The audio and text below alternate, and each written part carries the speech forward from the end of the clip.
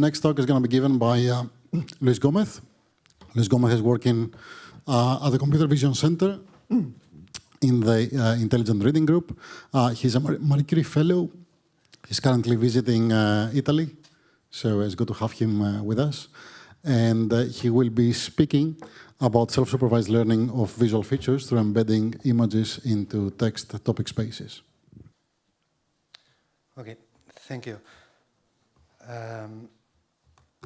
Yeah. All we know that training CNN models, deep CNN models from scratch, from new computer vision tasks, for new computer vision tasks, it's a very expensive process, and that usually we need, or it's expected that we need, large-scale datasets to train these networks. Annotating these large-scale datasets is not always possible, and so in recent years there has been a growing interest on self-supervised methods that are able to train deep neural networks without annotations in the training data. As examples, we can see networks that learn visual representations by predicting the next frame in a video sequence. So you already have the labels intrinsically in the video sequence. There are methods that try to predict the relative position of different patches of an image or the relative transformation of two input images.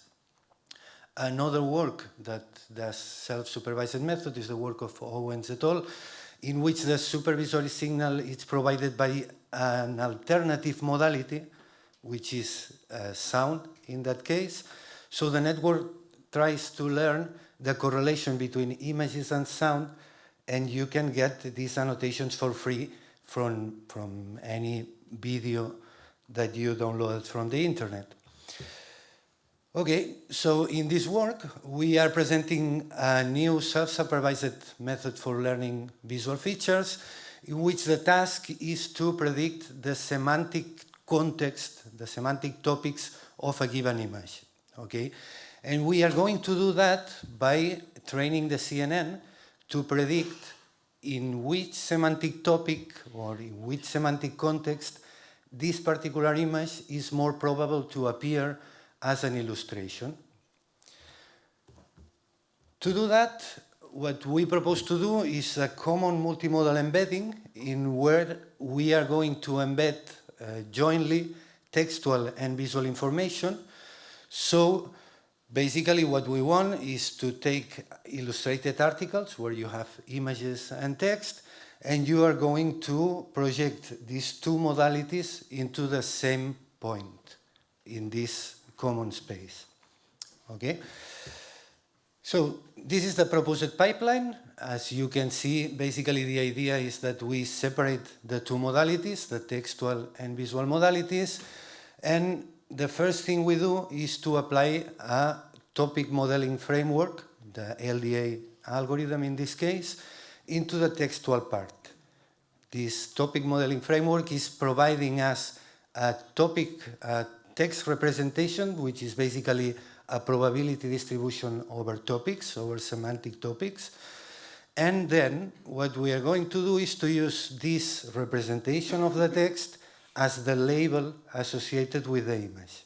So this probability distribution over topics is going to be our supervisory signal to train the CNN. Okay, the good thing of this approach is that we can use freely available, very large corpuses of multimodal content just by downloading them from the internet. Think, for example, in large collections of newspaper articles or Wikipedia entries, which is what we used in our original paper exploring this idea. But the same architecture can also be used with any other collection of images for which you have some text associated with them. Okay, like for example, Instagram images or any social media publications. This particular self-supervised framework, it's making some assumptions about the data, about our training data. In particular, we are assuming that all the textual information in our training data, in our corpus, it's generated from a set of latent topics, okay? And these topics are no more than probability distributions over words.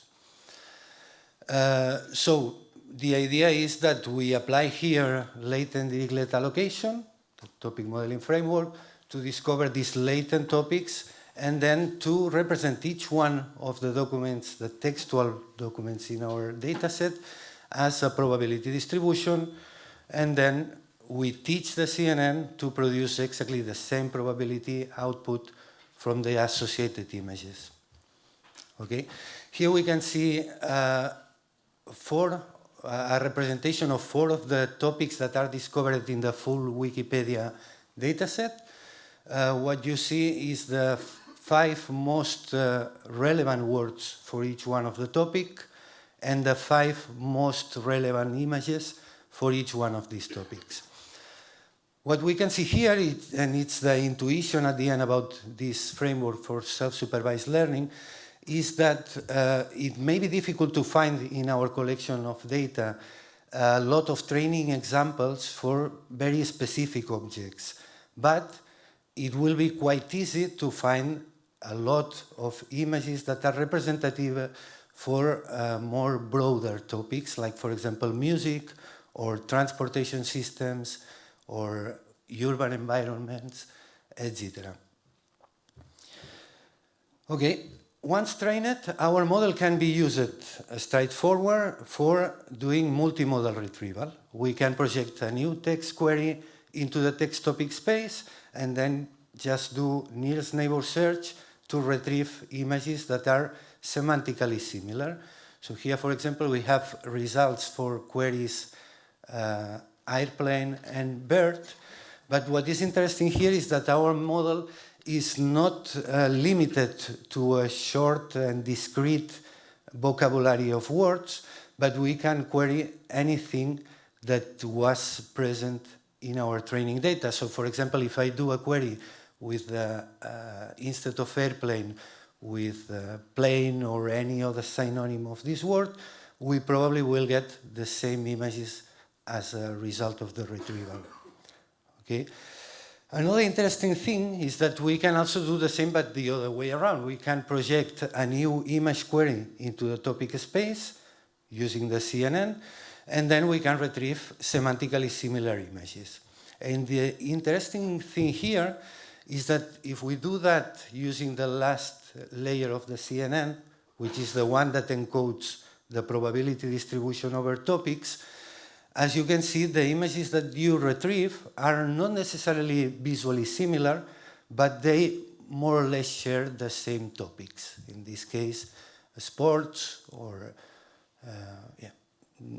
they share a high-level semantic representation. While if we do this nearest neighbor search, this retrieval search, in any other layer of the network, not in the last one, in any other of the previous ones, what we get are visually similar images. Okay, in terms of numbers, at the time of publishing this paper, which was a CVPR last year, our method was state-of-the-art both in image classification, so using the trained CNN as a feature extractor and then training a classifier, and also in the task of image retrieval. Obviously, compared with self-supervised methods, if we compare with a network that is trained in Imagenet, we are still quite far. But this is not the case in the task of image retrieval. In the task of image retrieval, we were very, very close to methods that use fully supervised training. Okay, in order to understand a little bit more how is the quality of the features that our network has learned using our framework, we did another experiment to try to visualize which are the receptive fields of some of the units of the network. And what we have found is that while most of the units in the network are quite generic in detecting, for example, some abstract shapes or textures or things like that. There are some units that are specialized in detecting specific objects, like, for example, faces, car parts, or bicycles. As a conclusion of our work, we have seen that it's possible to use freely available multimodal content to train a CNN without a direct human supervision.